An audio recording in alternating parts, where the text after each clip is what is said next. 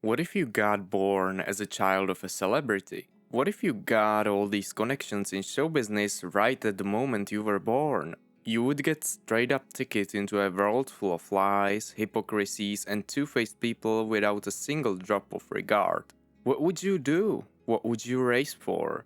Just thinking about those things kinda scares me. Today, I wanna talk about Oshinoko, manga, which appears as a huge lie in front of our eyes.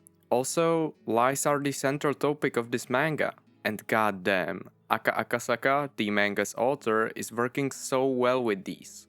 He's also responsible for Kaguya-sama Love is War and cooperates with Mango Yokoyari, who made for example Scum's Wish or, if you want, Kuzuno Honkai. That's why the manga is in such a similar style. The original character design is based just on her.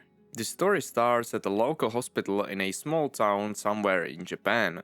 Right here works a gynecologist totally obsessed with idols, or in one particular idol, Hoshi no Ai. One day, here comes a 16-year-old girl having a really familiar face. He immediately spots his beloved idol in her and gets surprised she's pregnant, anticipating twins. He knows this has to remain a secret or her career, reputation, and maybe her whole life is over. He wants to make sure her birth goes smoothly and her babies are healthy. He's a stalker who wants to find her and do something really terrible to her. You can imagine yourself. Stalker kills him in the middle of nowhere and he's reincarnated as one of her babies. Right at this moment, he gets a crazy realistic insight into the life of an idol, movie production, and basically how the whole show business works. Mentally, he's a middle-aged man who didn't lose his skills as a doctor, so together with his sister, they look like super strange children and people in public view them as geniuses.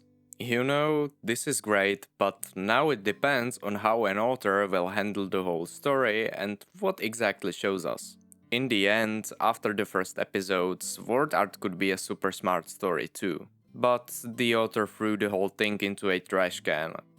But hey, why was I even worried?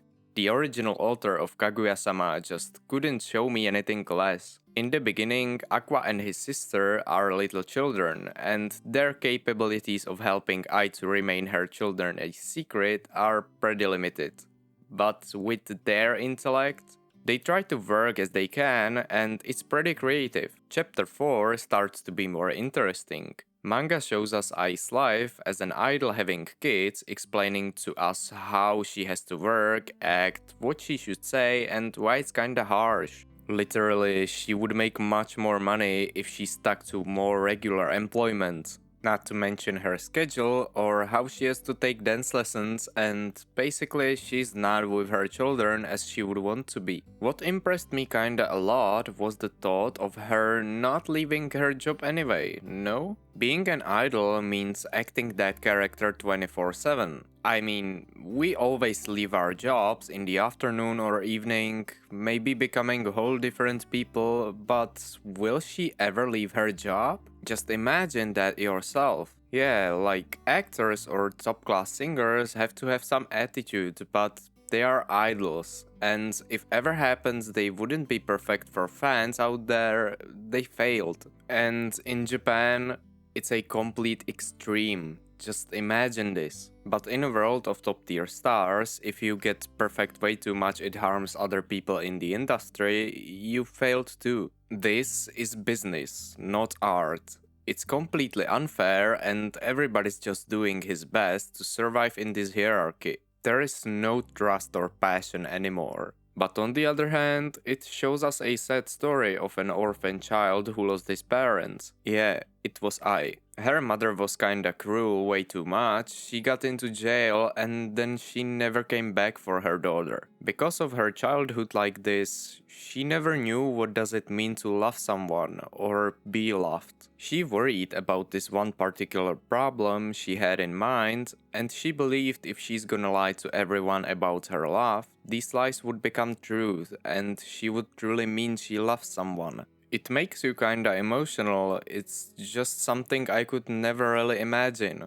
When you see how much she's trying to love someone, how she wants to finally recognize love, it's kinda heartbreaking, and I just cannot wait to see how this story will continue. It's just way too honest from her. Nothing's really that crystal clear, like her desires about feelings. But hey, she's mostly putting this on her shoulders herself, and it's mostly inside of her mind. And then every fan sees her life as a dream come true, happy life full of smiley people. They just love and are obsessed with the character she plays for them. The innocent doll without a single inch of any mistake. Everybody just has perfect ideals that are constantly pushed onto her. Her fans just want to be lied to. In the end, everybody just lives in an illusion of reality that other people set up for them.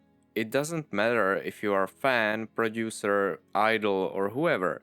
Everybody just knows how dark this world is, but everybody remains in the game and live in a huge lie where every single person's desire is to make this lie to become true. But it's so shaky. I would call it one huge balloon that every person inflates and one day it has to burst up. Kinda philosophical thoughts came to my mind. But back to her children, Aquamarine and Ruby. Mentally, they are already a lot older. Both are reincarnated from other lives, and both were obsessed with the idea of perfection and innocence of idol characters. Aqua was already a middle-aged man and is more interested in helping his mother's career. He gets into acting in movies, and one particular director teaches him everything from every step. And you, as a reader, could learn a lot of things as well. The same goes for Ruby in the future. Aka Akasaka seems to know every single detail about show business, and his thoughts in this manga are so outstanding. I don't exactly know if he made himself detailed research, cooperated with other artists, or he just experienced this reality once himself. Maybe if I wouldn't be that comfy to make my own research, I would know more. My point is, he brilliantly handled Kaguya-sama, which is focused mostly on comedy, which was genius actually. He also passed on a heartbreaking, kinda scary story like Oshinoko is. He set up perfect characters' backstories in a world where two starting artists have perfectly set up careers and positions, trying to get through, succeed, and hit their goals. Their goals also perfectly showed up their personalities. While Ruby wants to be a successful idol as her mother wanted, Aqua just wants his revenge. I wouldn't talk about it anymore because I guess it would be better for you to go through it yourself. And these days, anime started airing, so you can go and watch it. It's sure really amazing.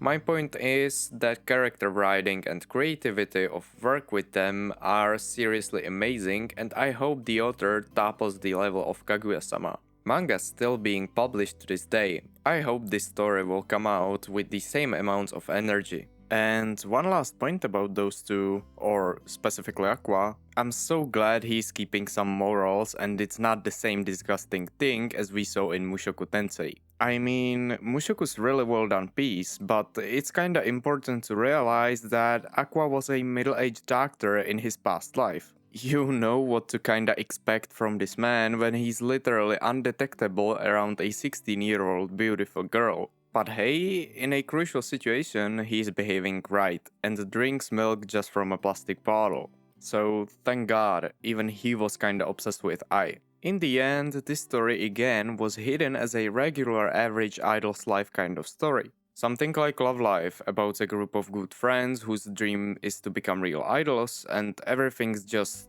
dream come true. These days I come across just top tier pieces and I don't criticize anything, but in the end I'm so happy. When I sank myself a lot more into manga and left watching anime, I started reading a lot of truly impressive stories. Oshi no Ko was one of those, and thank goodness I have so much fun. So much more fun than stomping across thousands of stupid isekai anime series every damn season. Besides that, I could read a lot of smart stories which never got anime or at least tankobon in English. Last time I did a video about Goodbye My Rose Garden, which totally surprised me, mostly because it seemed like an average Yuri manga, but this time Oshi no Ko looked just like the average idol label building manga.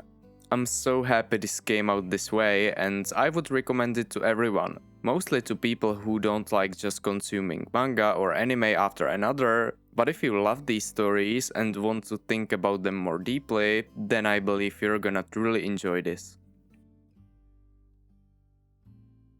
These days, I'm a lot more into manga rather than anime, so I wanna try to make it work somehow here. Anyway, if you like this video, please subscribe to my channel or leave here a comment. That's something I guess I would appreciate the most. So until next time, enjoy manga and see you soon again.